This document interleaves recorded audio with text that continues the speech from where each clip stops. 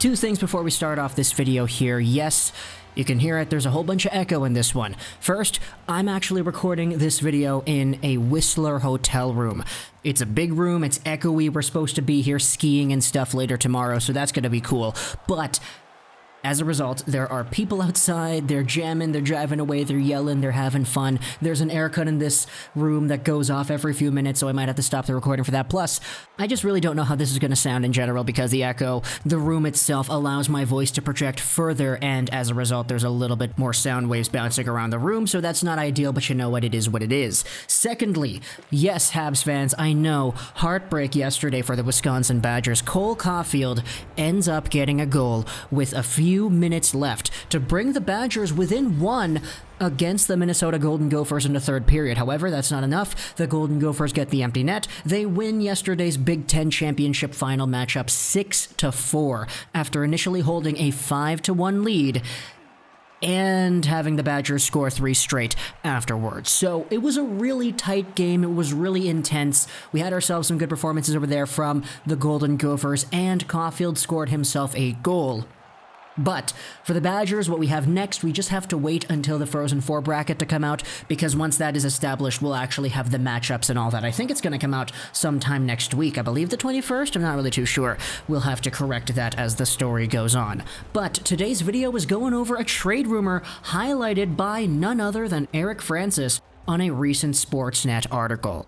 Now, Red Wings fans, I know you're tuning into this as well. Don't worry, I've got you on the hook for this one for sure. I was initially going to make this video just a strict Detroit Red Wings talk about guys who are untradeable, guys who are tradable, guys who are in the system that might be trade targets for other teams, because we had a few articles coming out the other day talking about different players on the wings. So I was like, okay, that's a great topic.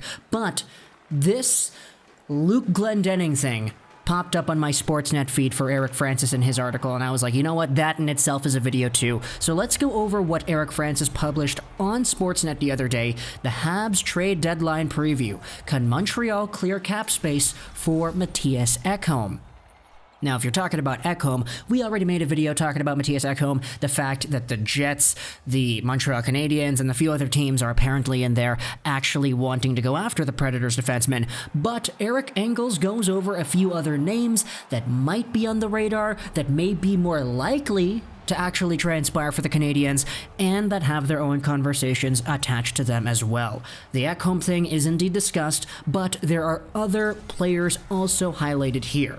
The biggest factors in these conversations come around the halfway mark of the article, where it's noted that at the time of the publication of the article, the Habs have about $780,000 in cap space, and as they keep sending guys to the taxi squad, calling up other guys, and actually saving money that way day by day, they're projected to having about $1.7-ish million by the time the trade deadline comes around. And it also says here that their biggest needs are a depth center and a puck-moving defenseman. Now, obviously, Mattias Ekholm, puck-moving defenseman, that kind of fits the bill there. But for a depth center, there are indeed a few other names that are mentioned here in this article. The biggest note is that the Canadiens, in the eyes of Eric Francis, need a depth center who can come in here and win faceoffs. A guy who can be that reliable anchor to always win you a draw on the PK in the defensive zone. When you really need a faceoff, you send this guy out there to do it. The fact is, Evans, Kotkaniemi, Suzuki, these guys are good, but the article proposes that a depth, sudden death kind of anchor is a player that you need. Which is why a few names like Eric Stahl, for example, are discussed. Brad Richardson is another name brought up over here. But there are indeed caveats to each of these names. Which brings us to Luke Glendening, the Detroit Red Wings pivot who has won 66% of his faceoffs this season. Sources have informed to us the Canadiens are suitors for this player, but they would have to be able to move a player off their roster in the deal or elsewhere if they're going to absorb his $1.8 million salary and still have enough space to address their other need of a puck-moving defenseman. Now, this is an interesting one, because Luke Glendening was always kind of a name that I thought to myself for the Red Wings as being one of these, I don't know, big money, whatever you want to call it, highly profitable assets to have, because he is expiring later this season and he is in a position where he is somewhat cheap.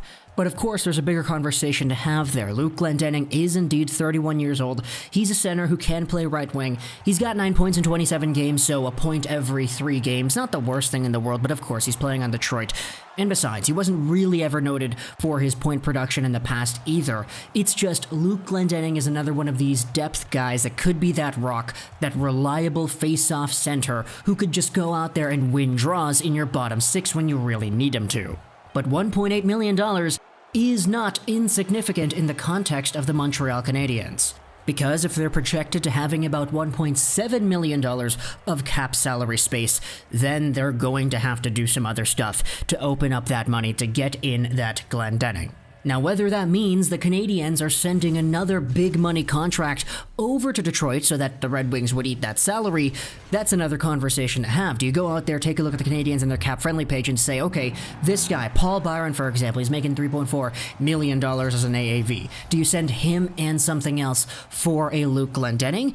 Is it Arturi Lehkonen making 2.4? Is there even really a need to go out there and make a trade if you're just going to swap a forward for forward because you would technically be downgrading? Do you go out there and say, okay, our defense is in need of some work. Maybe Kulak will get things done and we'll acquire another puck-moving defenseman with some other money we have. It's kind of tight in Montreal, isn't it? So it's tough to answer these questions unless you go out there and straight up bail on any of the other stuff you have. It's just a question as to whether or not this need for a bottom 6 face-off specialty defensive center kind of guy is even really all too needed. Of course, it's just one perspective that Eric Francis is bringing up. It's just, he does note in the article, the Canadiens have indeed been linked as a potential suitor for this guy.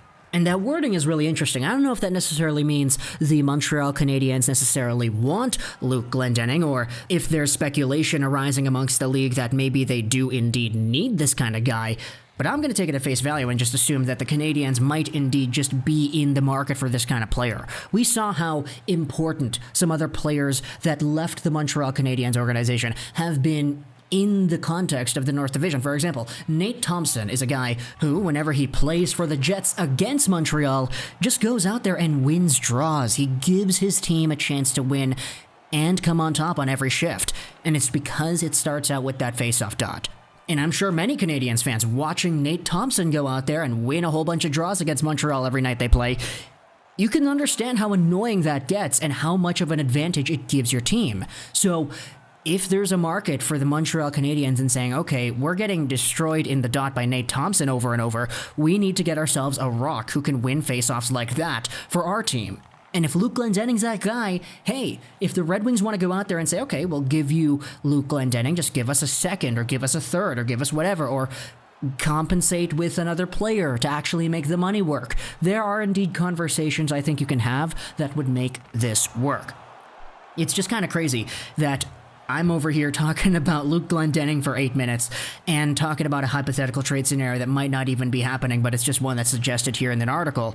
But you know what? I think it is interesting to talk about nonetheless, which is why we spoke about it here in a hotel room at Whistler, just kind of peeking outside the window, seeing everybody have fun while I'm in here talking about hockey. We still have one more video to go, so you know what? It's fine. So talk to me in the comments if you think this is actually an idea the Canadiens should go after. Is it that valuable, that face-off winning centerman to play in your bottom 6? Or is it not really that big of a deal? You can just go along with Evan, Suzuki, Kotkaniemi, and Danault as long as you need to, and it should be fine.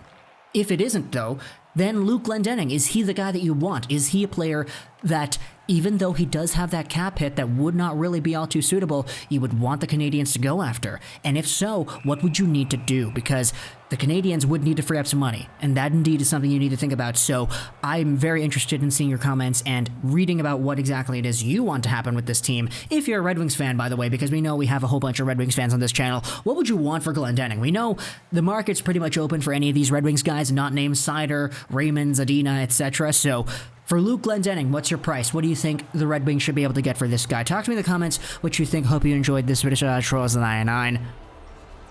And bye.